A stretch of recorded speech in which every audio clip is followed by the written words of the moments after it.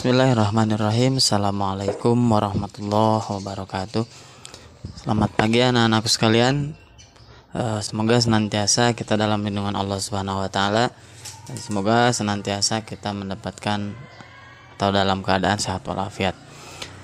Baiklah anak-anakku sekalian, untuk pembahasan kita kali ini kita akan melanjutkan materi yang ada di bab 9, yaitu tentang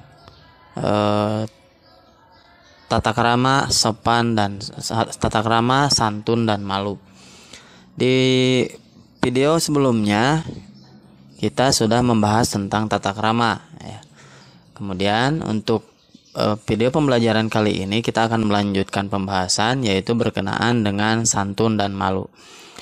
Untuk pembahasan yang pertama itu tentang santun ya.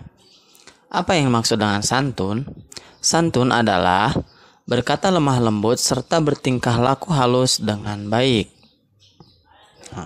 Kesantunan seorang akan terlihat dari ucapan dan tingkah lakunya. Ucapan lemah lembut, tingkah lakunya halus, serta menjaga perasaan orang lain. Ini yang perlu diperhatikan ketika kita ingin memiliki sifat santun, yaitu menjaga perasaan orang lain. Dari sini dapat disimpulkan bahwa santun mencakup dua hal, yaitu santun dalam ucapan dan santun dalam perbuatan. Sebagaimana hadis Rasul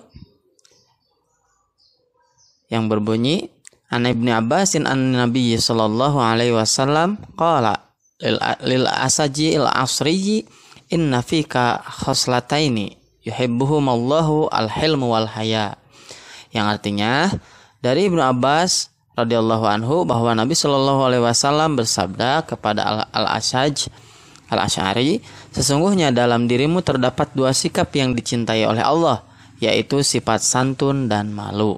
Hadis riwayat Ibnu Majah. Nah, di sini dalam hadis ini ditegaskan bahwa sopan santun menjadi sangat penting dalam pergaulan hidup sehari-hari. Kita akan dihargai dan dihormati oleh orang lain jika menunjukkan sikap sopan santun. Orang lain merasa nyaman dengan kehadiran kita, ya.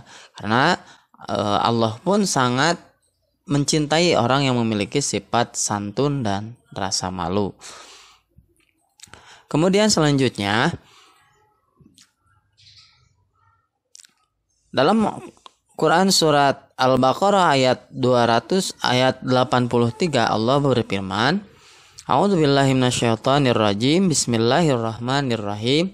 Wa id akhadna mitsaqa bani Israila la ta'buduna illallaha wa bil walidaini ihsana wa dzil qurba wal yatama wal masakini wa qulu lin-nasi husna wa aqimus sholata wa atuz zakata thumma tawallaitum illa qalilan minkum wa antum mu'ridun.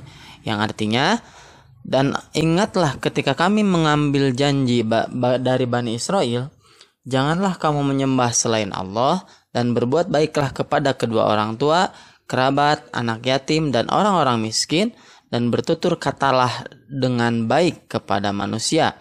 Laksanakan sholat dan tunaikan zakat, tetapi kemudian kamu berpaling atau mengingkari, kecuali sebagian kecil dari kamu dan kamu masih menjadi pembangkang. Quran surat Al-Baqarah ayat 83. Di sini dalam dalil ini yang perlu digarisbawahi adalah waqulu linnasi husna ya.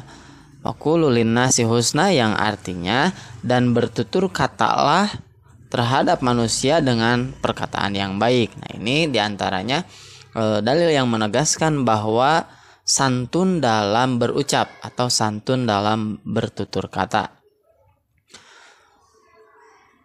Kemudian selanjutnya, coba perhatikan contoh berikut. Ya, di sini ada sebuah contoh di mana ada seorang anak yang bernama Ahmad. Ahmad ini adalah seorang pelajar kelas 9. Dia terkenal ramah kepada siapapun. Kepada teman-teman di sekolah, bapak ibu guru, semua diperlakukan dengan ramah dan santun. Dia mengamalkan pesan Ustadz untuk selalu menerapkan jurus 5S, yaitu senyum, ya, salam, sapa, sopan, dan santun. Ya. Nah, ini yang selalu kita dengarkan dengan jurus 5S. Apa yang dia lakukan? Setiap bertemu orang lain, setiap akan berangkat ke sekolah, dia selalu minta doa kepada kedua orang tua, berpamitan dengan mencium tangan keduanya. Saat bertemu orang yang lebih tua, dia selalu menganggukkan kepala tanda hormat. Kepada bapak ibu guru, dia senantiasa hormat dan mencium tangan saat bertemu. Kemudian tutur katanya halus dan perangainya lembut. Kesantunan Ahmad membuat dia disenangi dan dikagumi teman-temannya. Nah, ini contoh yang perlu kita amalkan ya dalam kehidupan sehari-hari. Sehingga yang bisa kita ambil kesimpulan dari kisah di atas adalah manfaat dari sifat santun itu yang pertama, mudah diterima orang lain, kemudian menunjang kesuksesan, dan yang ketiga adalah senantiasa dicintai oleh Allah Subhanahu wa ta'ala dan Rasulnya, karena Allah senantiasa mencintai hambanya yang memiliki sikap santun. Rasul pun juga demikian, bahkan beliau juga memiliki sikap lemah lembut dan santun yang luar biasa. Untuk selanjutnya adalah malu. Ya. Malu adalah menahan diri dari perbuatan jelek, kotor, tercela, dan hina. Sekali lagi, malu adalah menahan diri dari perbuatan jelek, kotor, tercela, dan hina. Sifat malu itu terkadang merupakan sifat bawaan dan juga bisa merupakan hasil latihan. Namun demikian, untuk menumbuhkan rasa malu perlu usaha, niat, ilmu, serta pembiasaan. Yang paling pokok adalah pembiasaan. Ya, karena sebesar apapun usaha kita, sejauh apapun, sebesar apapun ilmu kita, kalau tidak dibiasakan itu tidak akan menjadi sebuah akhlak atau sebuah karakter. Rasa malu merupakan bagian dari iman karena dapat mendorong seseorang untuk melakukan kebaikan dan mencegah dari kemaksiatan. Sebagaimana hadis Nabi yang diriwayatkan oleh Muslim, an Abi Hurairah radhiyallahu anhu anin Nabi sallallahu alaihi wasallam qala, al-imanu bid'un wa sab'una syu'batan wal haya'u syu'batun minal iman. Rawahul Muslim. Yang artinya dari Abi Hurairah radhiyallahu anhu, Nabi sallallahu alaihi wasallam bersabda, iman adalah pokoknya, cabangnya ada 70 lebih, dan malu termasuk cabang dari iman. Hadis riwayat Muslim. Hadis tersebut menegaskan bahwa malu merupakan salah satu cabang iman. Seseorang malu untuk mencuri jika ia beriman, malu berdusta jika dia beriman. Seorang wanita malu membuka atau menunjukkan auratnya jika ia beriman. Jika sifat malu berkurang mulai luntur, pertahanan diri dalam menghadapi godaan nafsu mulai menipis. Malu merupakan salah satu benteng pertahanan seorang dalam menghindari perbuatan maksiat. Ya. Karena malu juga merupakan faktor pendorong bagi seorang untuk melakukan kebaikan. Selama rasa malu masih terpelihara dengan baik, seorang akan hidup dalam kebaikan. Ia akan memiliki kekuatan dalam berbuat kebaikan dan menolak kemaksiatan.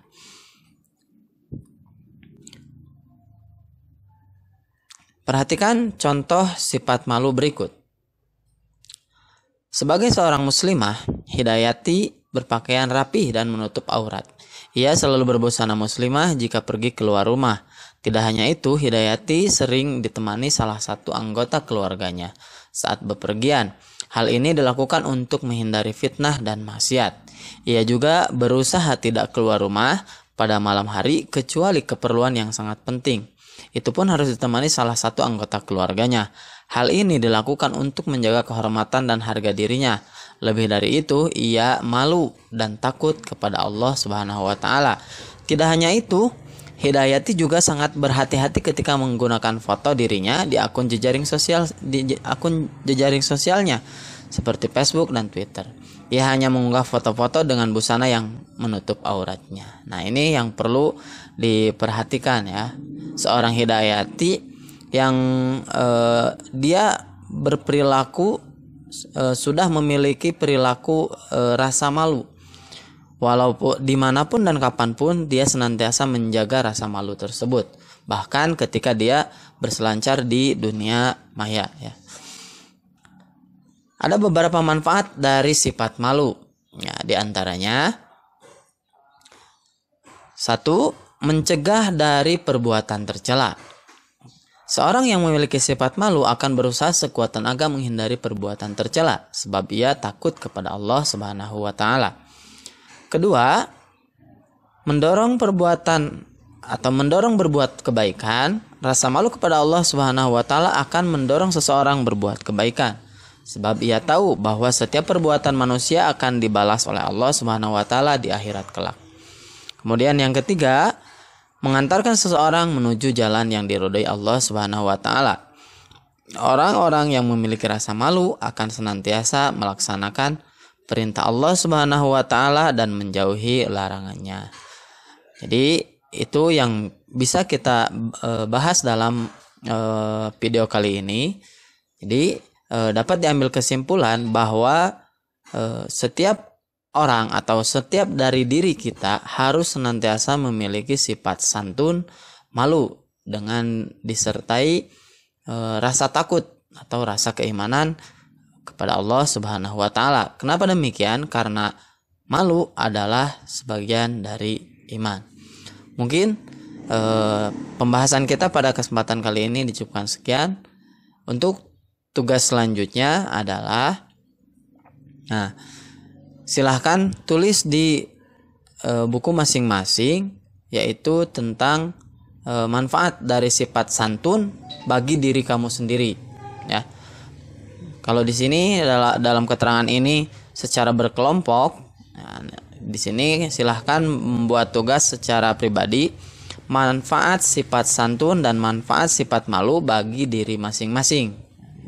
Ya, silakan minimal 3 manfaat yang bisa atau yang kamu dapat ketika memiliki sifat santun dan manfaat yang kamu dapat ketika kamu memiliki sifat malu.